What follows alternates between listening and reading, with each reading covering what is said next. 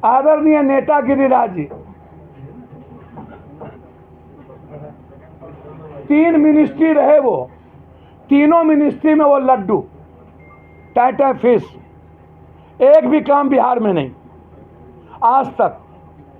एक काम कोई उसका दिखा दे हमको। मैं गिरिराज बाबू पर इसलिए नहीं बोलना पसंद करता हूं कि वो भूमिहार समाज से है, पेट में दर्द हो जाएगा एक बार को, इसीलिए मैं नहीं बोलता हूं।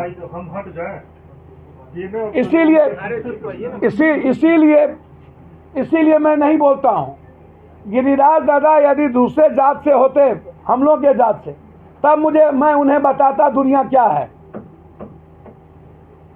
आप डरते हैं क्या उस समाज से? भैया उस समाज की इज्जत करते हैं, और जात की और समाज की इज्जत करनी चाहिए किसी भी कीमत पर। पप्पू यादव को भगवान से डर ही नहीं है, खुदा से तो और किससे डर होगा। आपने कहा कि मेरे समाज के बोलते तो बता दे। मैंने कहा मेरे समाज का यदि इस तरह का नफरत पैदा करता तो हम तब बताते कि नहीं करने देते। लेकिन यदि अभी जो त्रिशूल लेकर के दंगा फैलाने का ठेका लिए हुए हैं, और जो कहते हैं, मैं गिरिराज दादा को एक नसीहत नहीं दूंगा, आग्रह करूंगा। 15वां साल आपके नेता को पीएम की शुरुआत हुई, और 6 साल अटल जी, 10, 6, 16 और 17वां साल शुरुआत हुई है। आप कहते हैं कि मंदिर में मांस फेंक दिया, और पाकिस्तान में हिंदू की लड़की को उठा लेता है मंडप से। अरे जब इजराइल हमास को बर्बाद कर सकता है तो आपके गांव में चट्टा क्यों नहीं है? आपको ताकत क्यों नहीं है पाकिस्तान को मिटाने की? आपको औकात क्यों नहीं है? और आप जगाइए नहीं, सनातनी जगे हुए हैं राम, शिव और कृष्ण के काल से। आपकी क्या औकात है सनातन को जगाने की? और आप ज्ञान सीख लीजिए गिरिराज जी। अब मुसलमान 18 करोड़ है मात्र, और हिंदू इस हिंदुस्तान में 122 करोड़ है। जब हिंदू 200 करोड़ होगा तो मुसलमान 20 करोड़ होगा। नहीं है औकात किसी की सनातन विचारों को चैलेंज करने की। आप सिखाते हैं, आप सिखाइएगा हिंदुस्तान के सनातन को। आपकी क्या औकात है? याद करिए जिस वक्त 40 करोड़ की आबादी थी, मुसलमान कितना था और हिंदू सनातन कितना था।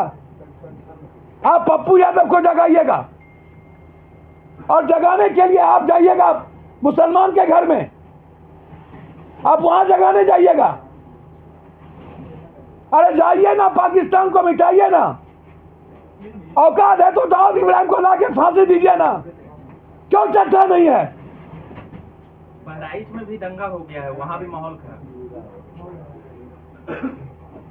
माहौल खराब कौन करता है? नेता ना। जब जब चुनाव आता है तो नेता ही माहौल खराब करते हैं।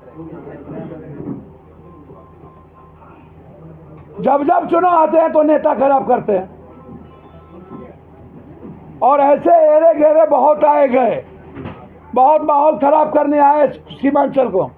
गिरिराज दा, आप अपने विभाग का फैक्ट्री लगाने आइए, स्वागत करेंगे। बाढ़ से मुक्ति दिलाने आइए, स्वागत करेंगे। मक्का मखान पर आप काम करने आइए, स्वागत करेंगे। यदि नफरत पैदा करिएगा ना तो सीमांचल और कोसी है। और मैं पप्पू हूं, मैं दुनिया की ताकत से मैं मरना जानता हूं। एक कदम भी बढ़ने नहीं देंगे जब तक मैं जिंदा रहूंगा। नफरत पैदा किए तो एक कदम, एक कदम, एक नफरत पैदा किए तो पप्पू यादव बढ़ के वो दिखा दे हमको। मेरे लाश पर होके गुजरना पड़ेगा उसको।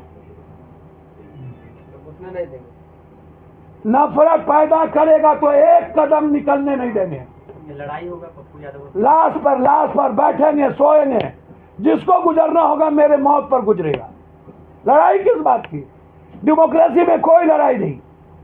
नफरत खत्म करने के लिए कबीर के तरह लड़ने की हिम्मत है मुझ में। यदि इस हिंदुस्तान में किसी को लड़ने की औकात है तो अकेला पप्पू यादव को।